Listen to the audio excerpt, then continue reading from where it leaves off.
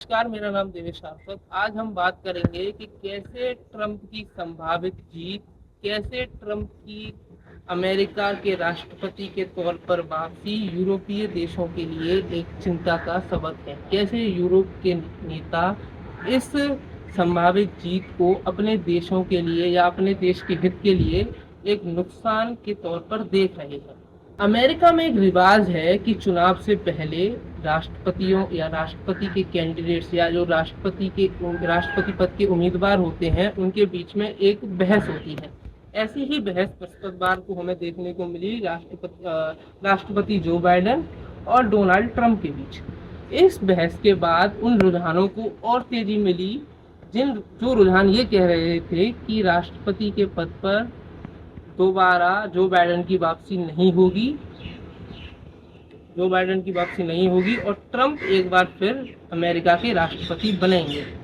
CBC media ने इसी संदर्भ में एक पोल कराया जिसके अनुसार अमेरिकी मतदाता यानी 72% अमेरिकी मतदाता मानते हैं कि जो बाइडेन मानसिक रूप से राष्ट्रपति पद के लिए सुइटेबल नहीं है। इन रुझानों के बाद डेमोक्रेट्स तो खुश नहीं है, इसके साथ ही यूरोप के देश या कहें यूरोप के नेता भी खुश नहीं है।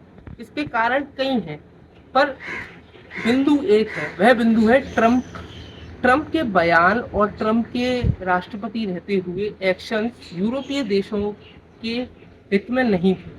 चाहे वो पेरिस समझौते से वापसी या ईरान अमेरिका न्यूक्लियर डील से अमेरिका की वापसी या फरवरी में दिए हुए राष्ट्रपति ट्रंप के एक बयान जिसमें वे कहते हैं कि जो देश नाटो के रक्षा बजट में कम भागीदारी देते हैं उन पर अगर रूस कुछ करेगा तो हम उसमें कुछ हस्तक्षेप नहीं करेंगे।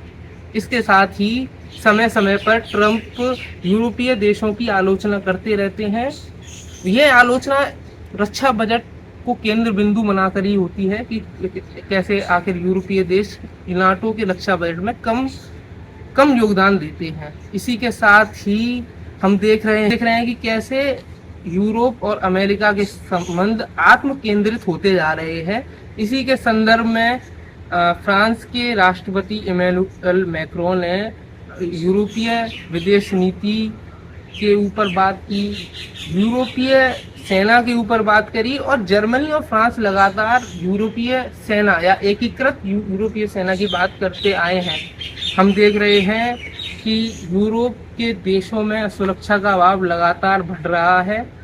इसके साथ ही ट्रंप की संभावित जीत ने यूरोपीय देशों सुरक्षा नीति और विदेश नीति पर सोचने को मजबूर किया है। ऐसे समय में जब अमेरिका यूरोप के संबंध आत्म या कहें तो सेल्फ सेंटर्ड हो रहे हैं, ऐसे में यूरोप के देशों को या कहें तो यूरोपियन यूनियन को अपनी सुरक्षा, अपनी विदेश नीति को दोबारा से देखना होगा। धन्यवाद।